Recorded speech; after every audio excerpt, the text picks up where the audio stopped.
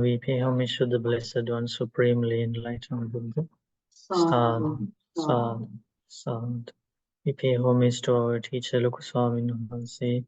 Sadhu, sadhu, sadhu. Do you remember the sutta name? Sambodhisutta, and did you get to read it at home? Study more about it. So Buddha was teaching about aids to enlightenment, right? So what is the first aid to enlightenment according to this sutta? Having Kalyanamitas, right? Associating with Kalyanamitas, having the friends in the Dhamma, right? So first one. What do you think about the first one?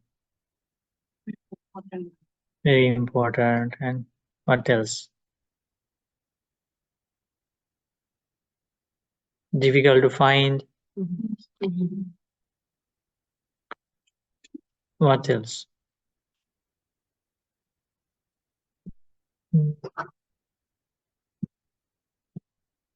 Having friends in the Dhamma.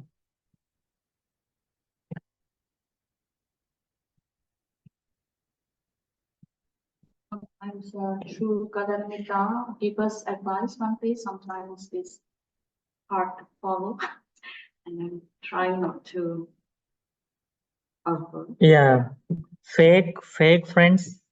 Is that the correct word? Fake friends.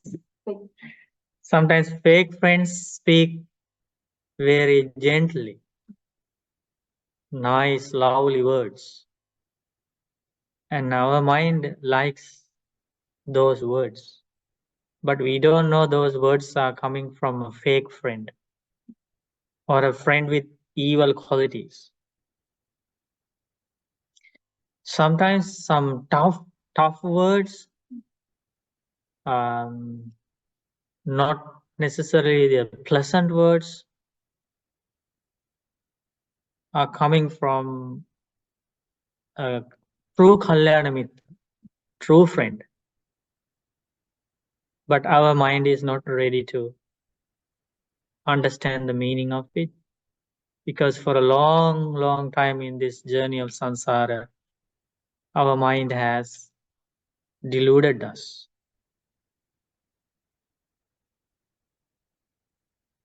Because of that delusion, we avoided the good advice of Kalyanamitas, and we avoided associating with them, and we liked the company of friends with evil qualities, and that habit continues. Because we lost Kalyanamitas, and we always wanted to, the mind is doing it. The mind finds delight with the company of the friends with evil qualities. The result was we suffered a lot. So the same habit continues again and again. We come across the association of good friends, Kalyanamitas, friends in the Dhamma, but the mind is not ready to understand it.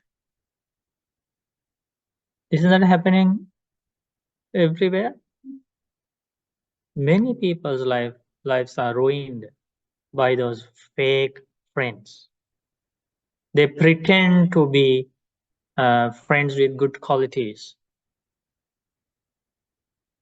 but people don't understand because they are pretending. So it is a challenge for a being who wanders in this samsara to recognize a true friend. This is the very first one. So what is the habit of this mind? Avoiding true friends and becoming friends with fake friends.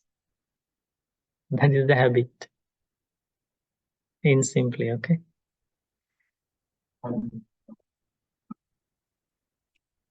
Examples of any pleasant words you mentioned coming from the Kalyana. Any examples? Very good question. So Renga, Kalyanamita is asking about examples for unpleasant words coming from a Kalyanamita. So one day when a princess named Bodhi Rajakumar or Abhay Rajakumar asked some questions about Buddha's teachings, Buddha's words, why some people don't find them pleasant. Some people find that Buddha's advice are not agreeable to them. And they get angry at the Buddha. Why would still the Buddha speak those kind of words? And he gives an example. For example, the Blessed One said predicted about Devadatta. Devadatta has done lots of evil things. As a result, he is destined to be born in hell after death.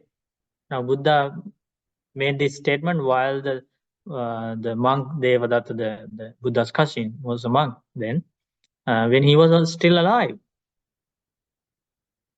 And Buddha openly made this statement: Devadatta will end up in hell and suffer for an eon there. And I tried my best to help Devadatta to avoid the rebirth in hell, but he didn't even have a small amount of merit. So he has to suffer in hell. And then the Abhay Rajakumar said, because of the Blessed One's statement, the Devadatta got very mad at the Blessed One. Because the Buddha made this statement publicly about me, about my rebirth. So why sometimes the Blessed One say, so those words were unpleasant to Devadatta. Like we learn these words sometimes, okay, let's say a Kalyanamita says like this. Okay, Renga, if you continue this path, you will end up in a bad world. So it's not a pleasant word to hear. It's not pleasing. So then Buddha answered, why would still Buddha use those kind of words, giving a simile?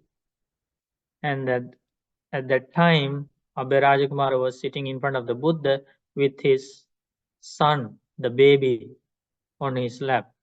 And Buddha asked, when you are not mindful, when the mother is not mindful and away, if this baby picks up something, some stone or something, and put it in his mouth, and is stuck in the mouth, and you notice something is stuck, what would you do as the father? I would rush into the situation and I would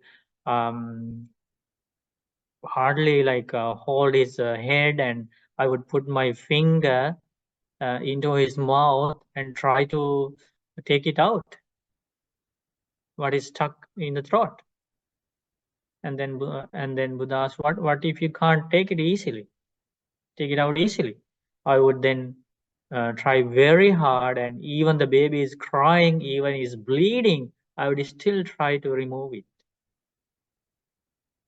And Buddha asked, isn't that hurting? Isn't that very painful? Is that unpleasant for the baby? He said, yes, it is unpleasant. I know that very well. It's not a pleasant thing. It's not an agreeable thing. It's a very painful thing, but I still would do that because I have compassion for the baby. In the same way, Buddha answered, sometimes I would say things, they are true, but people don't like to hear. But I would still say those words. I would still teach those. I would still give the instructions because they are beneficial. Because I have a compassion for all beings. Isn't that a good example?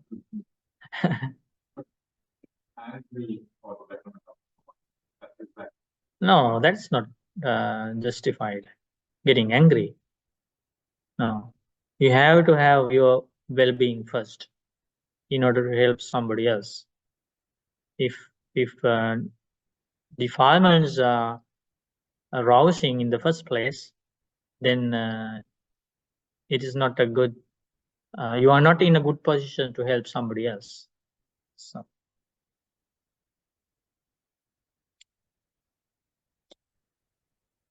So we learned about the first 8 to enlightenment, Kalyana Mithas. Yeah, we can discuss a lot about Kalyana Mithas, so because it's a major thing. And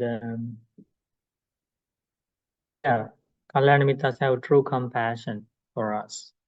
They don't expect anything, any material gains or gifts or praise or appreciation from us. They just have compassion.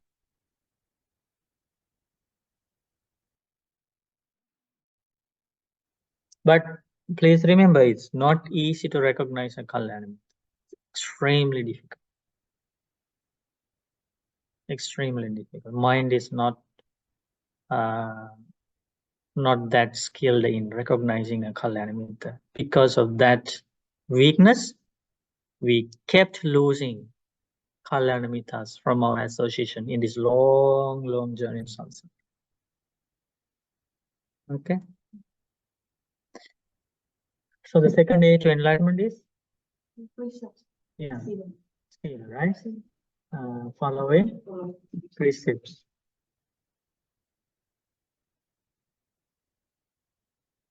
So we are learning about precepts.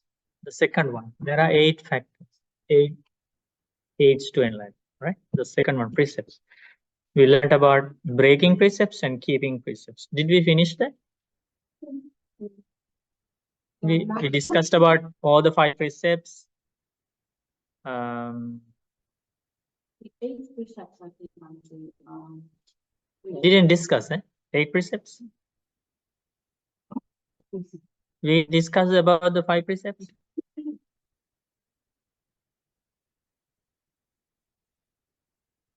I selected this beautiful sutta about 5 precepts,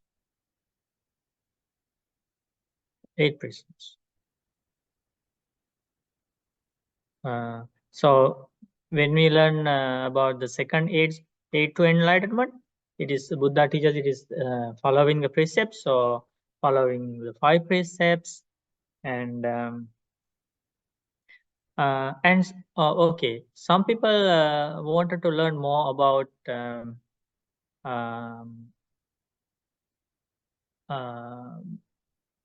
being a vegetarian and about the connection between is there any connection between eating meat and killing precept, all these kind of things.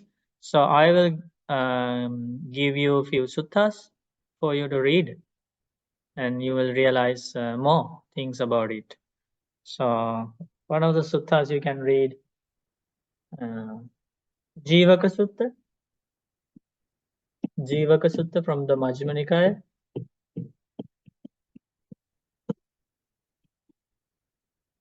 Majjhima Nikaya. And another sutta is Siha Senadipati Sutta.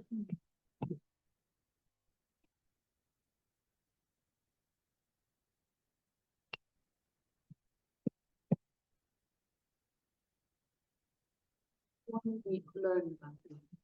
This is from Anguttara Nikaya, Book of the Eights. And then you can read Vinaya, Vinaya Pitaka, especially Sangha Bheda Khandaka.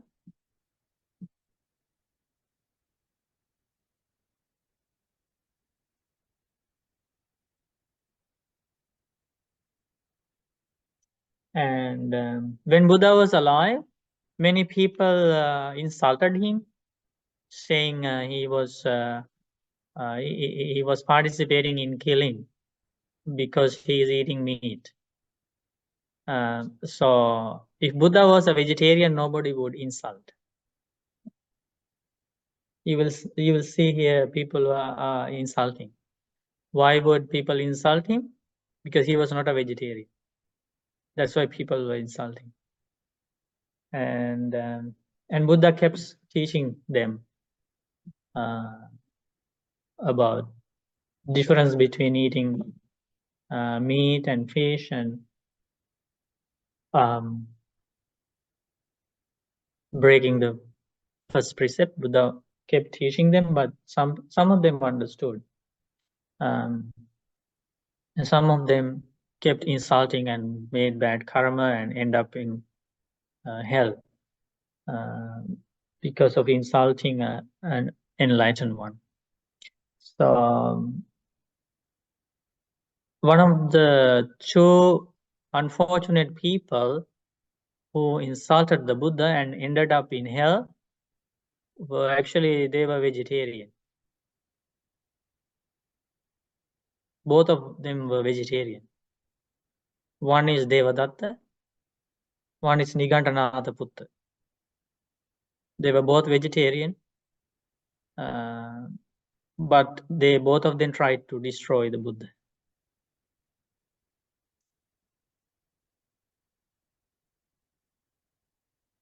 People thought they were very good, like saints, very holy people, because they were vegetarian, but they didn't know that inside of them were really evil.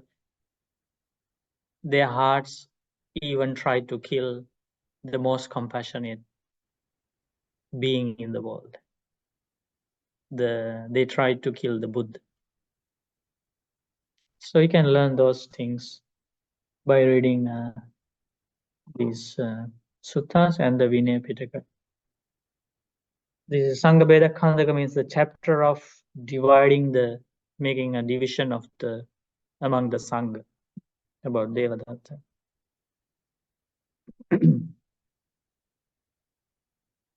And one of the main teachings of the Devadatta was practicing vegetarianism. But where is he now? He is in hell. Yeah, because he injured the Buddha.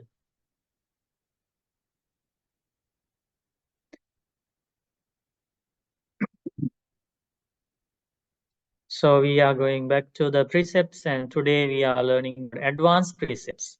So when you learn about the second one here, at the second aid to enlightenment, following precepts means following 5 precepts on a daily basis and following 8 precepts according to the Buddha's advice 5-6 times a month. So people try with practicing 1 time a month, 2 times, 3 times, 4 times, some people 5 times, sometimes 6 times. The more days you live with 8 precepts, the more results will come to you in terms of spiritual growth.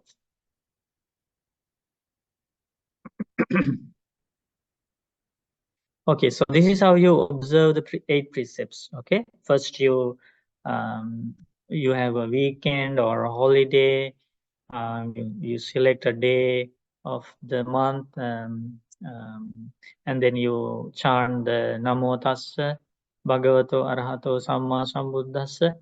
You go to the shrine room, or you in your room, or any place, and then you chant Buddhan Saranang Gacchami, Dhamman Saranang Gacchami, Sanghan Saranang Gacchami. You go for refuge to the triple gem for the second time, for the third time, and then you from your mind, or you can even chant it, these 8 precepts. That's how you observe it, and with the determination to keep these 8 precepts for 24 hours. So you observe it at, let's say, 6 a.m. In the morning, and then you keep it till the next morning, 6 a.m. And then after 6 a.m., you re-observe 5 precepts. Then you go back to the 5 precepts. Okay.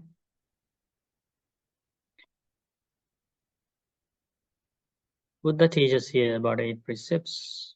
Monks, the observance of Sabbath, Uposatha, with its 8 factors, is very fruitful and beneficial and splendid and bountiful. And how should it be observed? See, these are direct instructions. How should the 8 precepts be observed? It is when a noble disciple reflects. You reflect, you think about it from your mind, okay? As this is how you observe. As long as they live, the perfected ones, that means enlightened monks, give up killing living creatures, renouncing the rod and sword. They are scrupulous and kind, and live full of compassion for all living beings. Who live like that? Arahants. I too, now you think, I too, for this day and night, 24 hours, will give up killing living creatures, killing humans and animals, renouncing the rod and sword that are used to take somebody's life. I will be scrupulous and kind, compassionate and kind to all beings, will not harm or injure any being, and live full of compassion for all living beings. All living beings, regardless of their race, their nation, their caste, their language, the place on the earth they live, regardless of any of those barriers, I live full of compassion for all living beings. I will observe the Uposatha by doing as the perfected ones do in this respect. So I will imitate the holy lives of Arahants. That is how you observe the 8 precepts. The first one here. Then you observe the second one. As long as Arahants live, they give up high and no, this is yeah. So we go to the previous one. The perfected ones give up stealing. They take only what is given, and expect only what is given. They keep themselves clean, but by not thieving. I too, for this day and night, will give up stealing. I will take only what is given, and expect only what is given. I will keep myself clean by not thieving. I will observe the Uposatha by doing as the perfected ones do in this respect. This is the second factor. So you imitate their pure life by abstaining from stealing. This is how you observe the third precept of brahmachari, celibacy precept. As long as they live, the perfected ones give up unchastity. They are celibate, set apart, avoiding the vulgar act of sex. I too, for this day and night, will give up unchastity. I will be celibate, set apart, avoiding the vulgar act of sex. I will observe the Uposatha by doing as the perfected ones do in this respect. This is its third factor. And you observe the fourth one. As long as they live, the perfected ones give up lying. They speak the truth and stick to the truth. They are honest and trustworthy.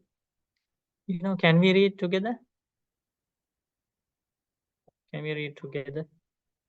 So that will help you to, memorize some of the things. Shall we start from the first one? Okay. So everybody can read. Okay. Also friends joining online and friends in the in-person class, everybody, let's read together. Starting from here. It's when a noble example reflects, as long as they live, the perfected ones give us living creatures, renouncing the rod and sword. They are scrupulous and kind, and people of compassion for all living beings. I too, for this day and night, will not give living creatures, renouncing the rod and the sword. Are scrupulous and kind, and people of affection for all living beings. I will observe the Sabbath by doing as the perfected ones do in this respect. This is its first factor. As long as they live, the perfected ones live daily. They take only what's given and expect only what's given. They keep themselves clean by not eating. I too, for this day and night, will give up stealing. I'll take only what's given and expect only what's given. I'll keep myself clean by not eating. I will observe the Sabbath by doing as the perfected ones do in this respect. This is the second factor. As long as they live, the perfected ones give up unchastity. They are celibate, set apart, avoiding the vulgar and nonsense. I too, for this day and night, will give up unchastity. I will be celibate, set apart, avoiding the vulgar and nonsense. I will observe the Sabbath by doing as the perfected ones do in this respect. This is its third factor. As long as they live, the perfected ones give up lying. They speak the truth and stick to the truth. They are honest and trustworthy, and don't trick the world with their words. I too, for this day and night, will give up lying. I'll speak the truth and stick to the truth. I'll be honest and trustworthy. I won't trick the world with my words. I will observe the Sabbath by doing as the perfected ones do in this respect. This is the fourth factor. Is it too small? Is that better? As long as the perfected ones give up alcoholic drinks that cause negligence. I too, for this day and night, will give up alcoholic drinks that cause negligence. I will observe the Sabbath by doing as the perfected ones do in this respect. This is its fifth factor. So the better translation for this is giving up intoxicants. So alcoholic drinks and drugs, everything is included. Smoking, everything, okay? So you give up all those intoxicants. As long as they live, the perfected ones eat in one part of the day, abstaining from eating at night and from food at the wrong time. I too, for this day and night, will eat in one part of the day, abstaining from eating at night and food at the wrong time. I will observe the Sabbath by doing as the perfected ones do. This is the So this is basically avoiding meals after 12 noon. So the only one part of the day means the morning part before 12. Okay, so starting from 5:30 a.m. to 12 noon, you can eat anything. And then after 12 noon to next morning, you only drink not this, you don't have solid foods. You have you can drink water, plain tea, plain coffee without milk, and fruit juice, those kind of things. Okay. See, the Buddha had this extraordinary knowledge about aids to enlightenment. We wouldn't have any idea about 5 precepts, 8 precepts, and what kind of factors would lead to the enlightenment, cleansing the mind, or the purification. We wouldn't have any idea. But the fruit juice is without particles. Yeah. Okay, next one. As long as they live, perfect ones give up seeing shows of dancing, singing, and music, beautifying and adorning themselves with garments, fragrance, and makeup. I too, for this day and night, will give up seeing shows of dancing, singing, and music, and beautifying and adorning myself with garments, fragrance, and makeup. I will observe the Sabbath by doing as the perfected ones do in this respect. This is the seventh factor. You understand, right? No makeup. Garland means jewelries, right? Chains, necklace. For women, I have seen many women, many men wearing necklaces, jewelries. Yeah, but nowadays it's both, right? Both groups. Huh? Huh? You would keep all the time? Why not for 24 hours? What's the problem with? No problem, eh? Problem solved. Because when we die, we have to leave everything, even the wedding rings, necklace, jewelries, money, everything we are going to leave. So try leaving for 24 hours.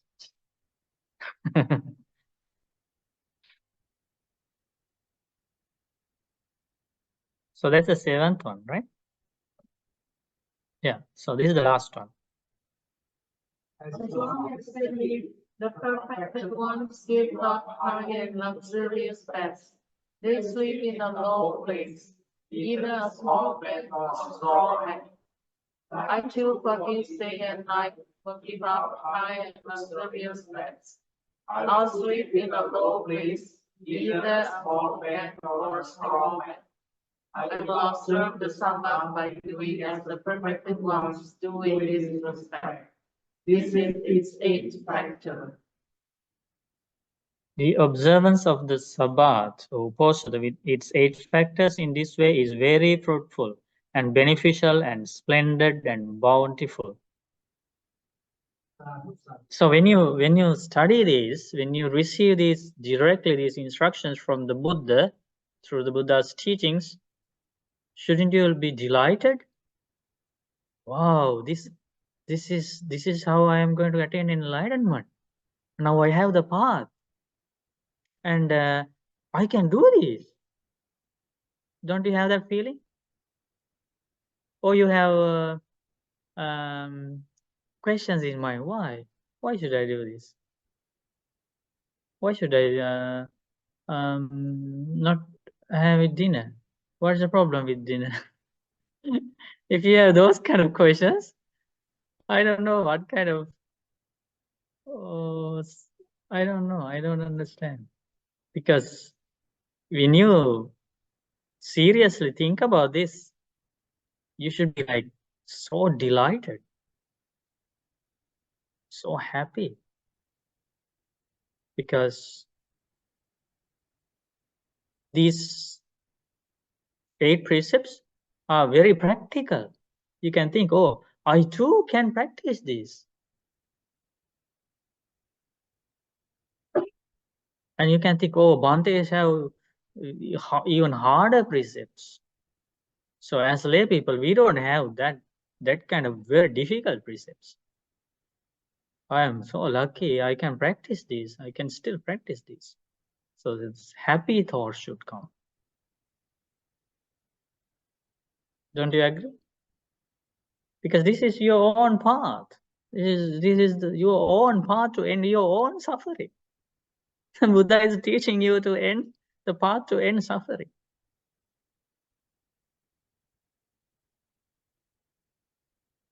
When you learn about the path shown by an enlightened one to end your own suffering, if you don't feel that happiness, then there's a problem.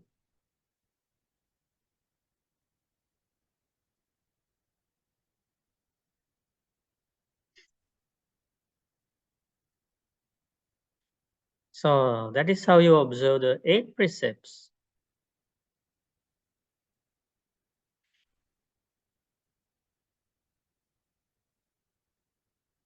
And Buddha teaches those who observe 8 precepts till they attain final liberation, Nibbana, they will be reborn in a higher world, which is better than, happier than the human world. These are the direct words of the Buddha. This is how fruitful, how beneficial, how splendid, and how bountiful. How much so? Suppose you were to rule as sovereign lord over these 16 great countries. These were the ancient, the provinces or states in ancient India.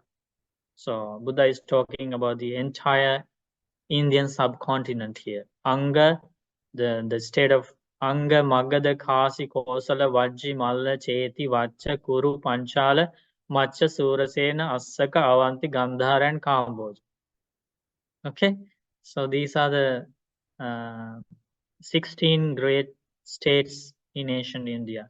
So the Buddha is teaching here, you become the powerful ruler of entire India, full of the 7 kinds of precious things. Even if you become such a very powerful, rich, a famous king, your happiness wouldn't be worth the 16th part of the Uposatha with its 8 factors. Why is that? Because you are going to be reborn as a god or a goddess after death.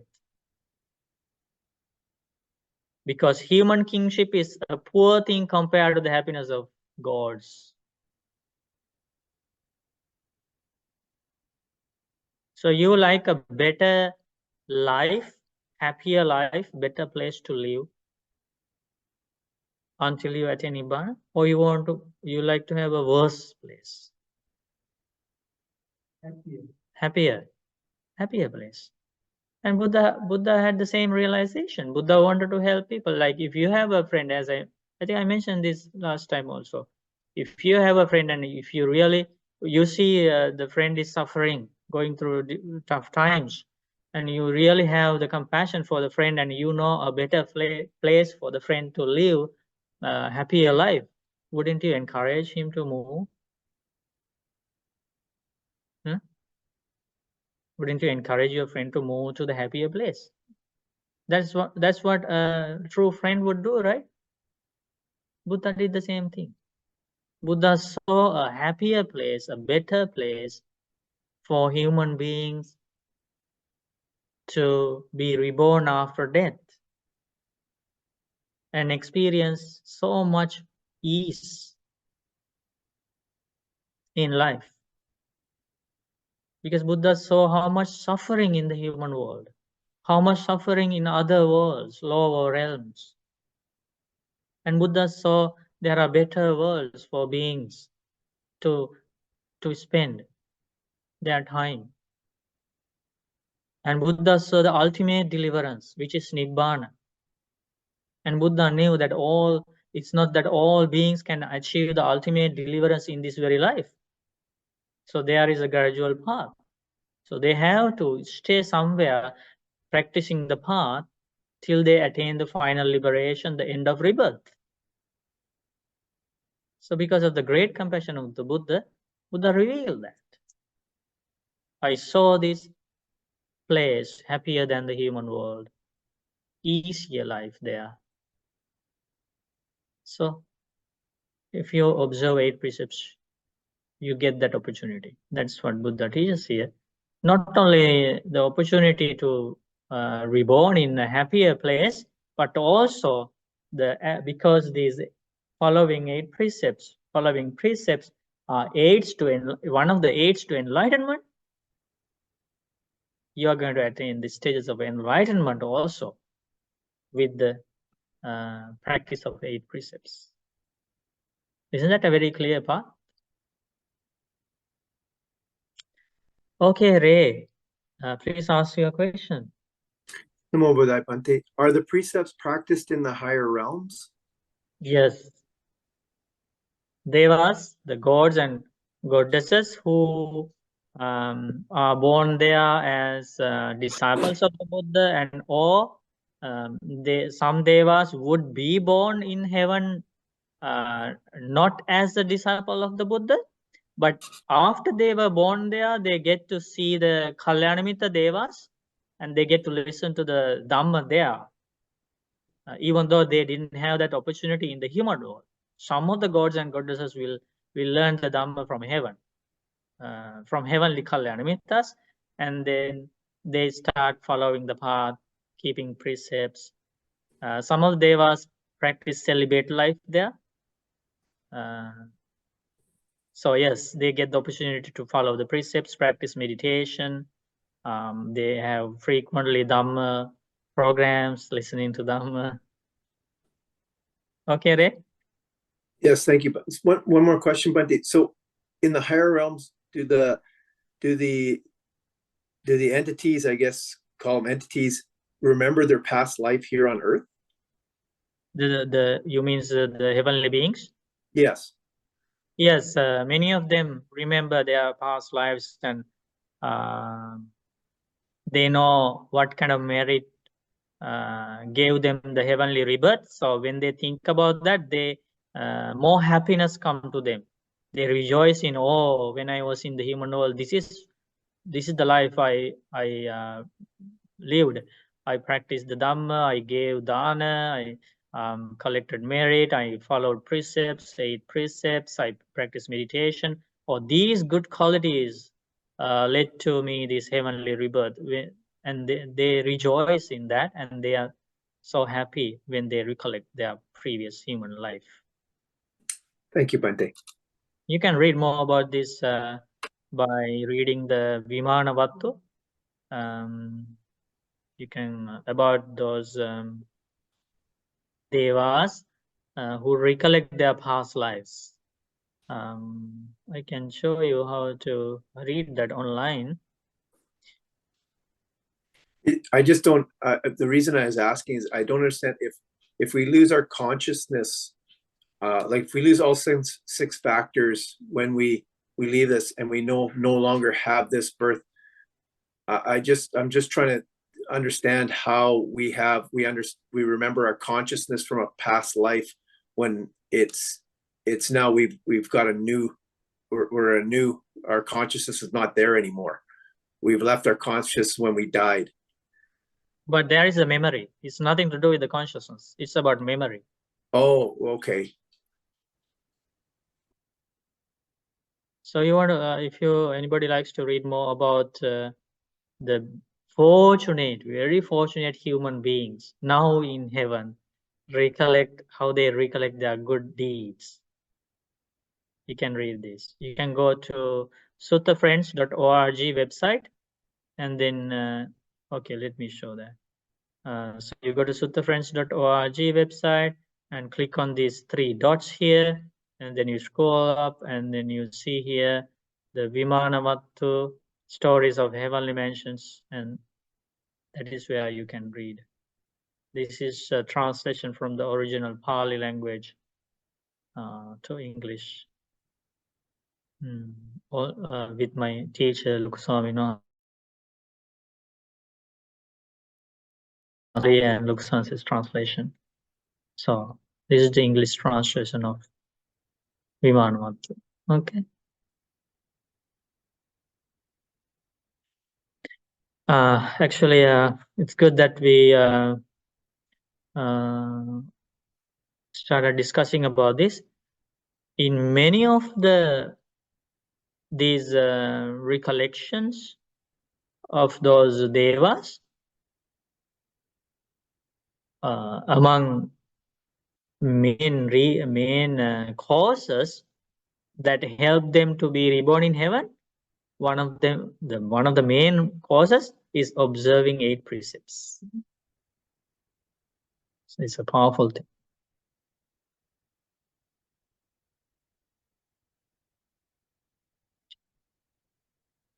So what kind of heaven is this? 50 years in the human realm is 1 day and night for the gods of the 4 great kings. 30 such days make up a month, 12 such months make up a year. The lifespan of gods of the 4 great kings is 500 of these divine years, not human years, divine years. It is possible that a woman or man who has observed the 8-factor Sabbath, means 8 precepts, will, when their body breaks up after death, be reborn in the company of the gods of the 4 great kings. This is what I was referring to when I said human kingship is poor thing compared to the happiness of the gods. So how to go there? Observing 8 precepts. Being kind and compassionate to all living beings, not by killing. By killing, you cannot go to heaven. There is a different place for those evildoers. By stealing, you cannot. By cheating, you cannot go to heaven. There's a different place for those kind of actions, right? So, isn't that a good news? Mhm. That you get to live in a better place? Sexual misconduct is the most common thing that happens in this Western world. Not Western world, entire world. So are they all going to heaven too? Depends on the actions. Depends on the actions. Now, when you read the Dhamma, you understand what kind of actions leads to rebirth in a lower realm, what kind of actions lead to rebirth in a happier realm, then you can understand. But they keep the other 4, or only break 1. That means breaking precepts. It's still breaking precepts. This is also interesting. If you like to have a list of heavens, first one, Taotinsa. No, Chatu Maharaj. You need the Pali word or the English word? Huh? Gods of the okay. Easy to get visa to Canada. Easy to get visa to UK. Easy to get visa to US. Difficult to be reborn in any of these worlds. Otherwise, people think these are the most difficult things to move to this kind of country, that kind of country. But sometimes you can do that in this life with money, with education, with power, or through friends or skills or whatever. But this rebirth, this opportunity solely depends on your good actions. That is why it is difficult. It's not money. It's not power. It's not fame. So that means those things are kind of easy achievements. The difficult achievement is the pure life, the purity of the life, purity of the actions.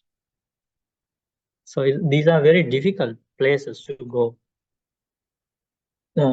Because it is difficult, very few people go. And because it is very like happy places, it's very difficult people get the opportunity. Gods of the 4 great kings.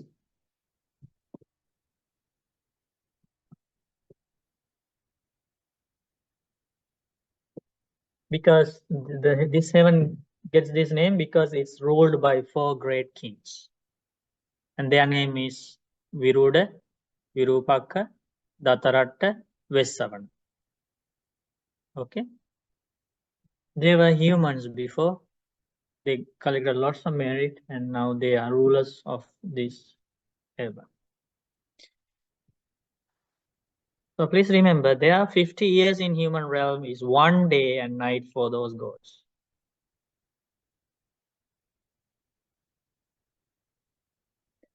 A 100 years in the human realm is 1 day and night for the gods of 33.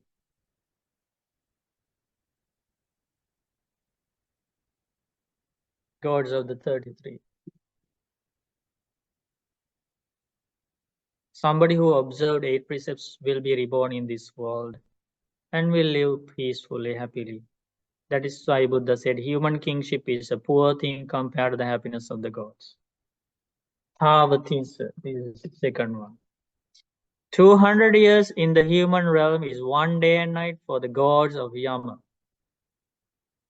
Because you are born in this world as a result of your good actions, you are kind, you practice of kindness, practice of generosity, practice of precepts, and lots of letting go. Because you were born there, because you already worked so hard to maintain good qualities. When you are born there, you don't need any money to experience happiness. Another synonym, like you need a synonym for heaven, you can say everything free world. You see how people are delighted and not the smile in their face when they hear that they receive things for free in the human world. This is free, and they ask, and people ask us, okay, I like to join the meditation program. How much you charge? No, people frequently ask. They call, they ask. And when we say, oh, it is free of charge. What? They are so happy and they say, thank you so much. Thank you so much. So when you hear something is for free, it's you so happy, right? So this heaven, everything free. Because you worked so hard before. So you are rewarded. You practice patience in the human world. You were a very good husband. You were a very good wife. You were very loyal. You were a very good parent. You were a very good kid. You were a very good teacher. You were a very good student. You practice lots of qualities and you controlled your anger. You shared things with others. And you controlled your greediness, stinginess. So you deserve that happy life. Is Yama the leader of the beings or something? Yama? Yama, because of Yama. Yama is the leader. Yama is the leader. Yeah. So this is the third one is Yama in Pali, Yama, but we use this one, gods of Yama.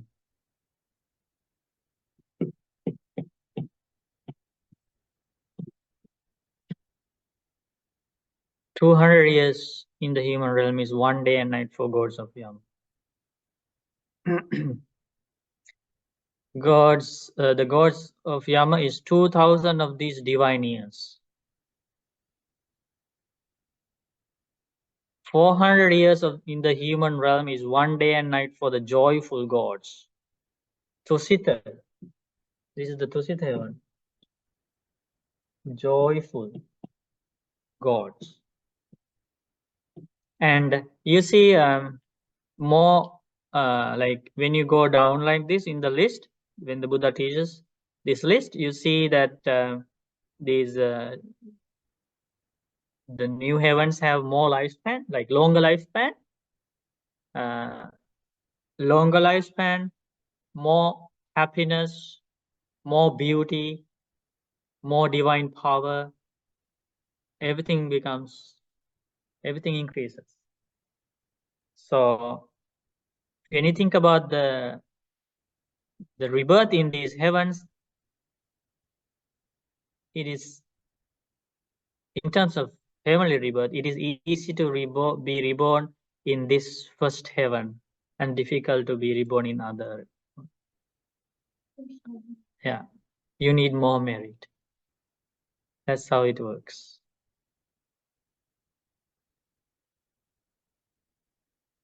So what is according to this sutta, what is the path to be born in heaven? Following those 8 precepts. Sometimes, like people, even in the time of the Buddha, so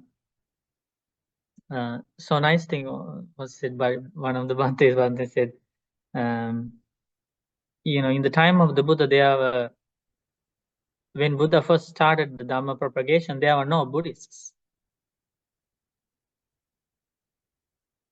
So all the disciples of the Buddha were converted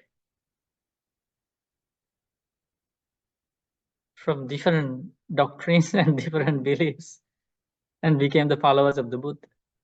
They were converted by the Dhamma. They gave up their previous opinions about life, doctrines, religions, beliefs, and they became followers of the Buddha. They were not Buddhists. They were following different things. So they embraced the Buddha's teachings. But now people think if parents were following a certain type of religion, then the kids should also be following the same religion. They never want to follow a different path. But in the time of the Buddha, they all were non-Buddhists, became Buddhists. Right? Right? That's how it happened. Entire community of disciples of the Buddha. There were not a single Buddhist before the Buddha's appearance. Everybody should have like open-minded, like should investigate about different religions, different opinions of life, doctrines, and they can decide on their own what makes more sense to me. But that's not how the present world normally works. They think our grandparents, our parents were from this religion, so we also are from that religion. We also want to follow that. Is that a smart way of choosing the path in your life? You have to use your wisdom to select your path. So you have to study, you have to do research.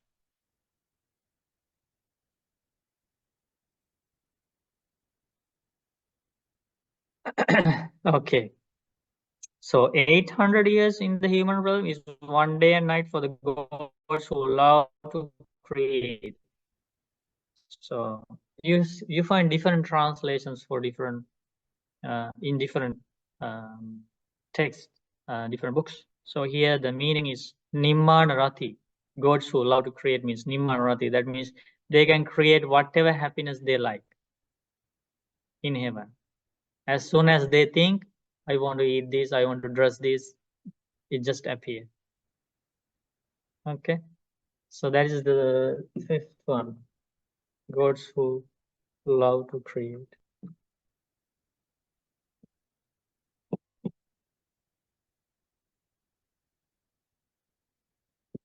And the people who follow it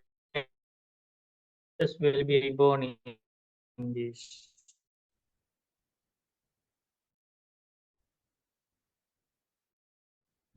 But this human kingship is poor thing. People would think, or president in a country, or is the most amazing thing, is the most like is the happiest thing in the world. But now you study, when you read this, you understand, no, Buddha says human kingship is poor thing. There is no happiness at all in that compared to the happiness of gods.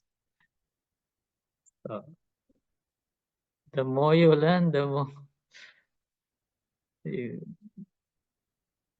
get closer to the truth. 1600 years in the human realm is one day and night for the gods who control the creations of others. This is called Paranimitta Vasavati, heaven. This is the last one of the first 6. 30 such days make up a month, 12 such months make up a year. The lifespan of the gods who control the creations of others is 16,000 of these divine years. They live for a long, long time. Buddha teaches it is possible that a woman or a man who has observed the effected precepts will be reborn in the company of gods who control the creations of others. This is what I was referring to when I said human kingship is a poor thing compared to the happiness of gods. So it's not a bad place to go, right? So gods who control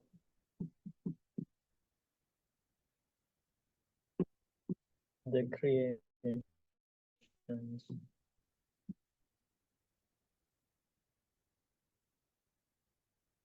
of others.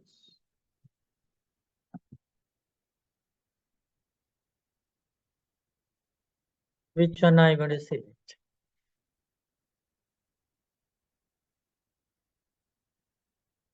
Can everybody please read? Name on at least the names. So it's difficult to go, at least let's read the names. Okay. First one. Gods of the 4 great kings, gods of the 33, gods of Yama, joyful gods, gods who love to create, gods who control the creation of others. Okay, in Pali. Pali. Tantu Maharat, Tavisam, Yama, Tusita, Nimmanarati, Paranimitta Vasant. Paranimitta. Okay. Maybe you came from one of these, but you don't remember now. Possible.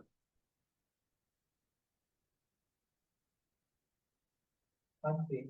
Are these God the same like God that people mentioned, or there's only one God? Because They there talk are about- many gods here. They talk about one, right? But these are many, many, many. Does These are many, many, many gods. Hundreds and thousands and maybe millions and billions of gods. And they were before humans.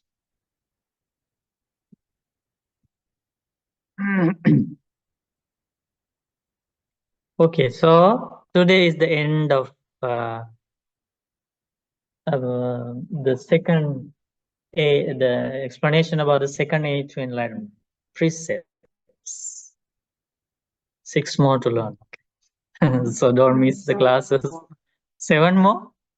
Okay. Okay.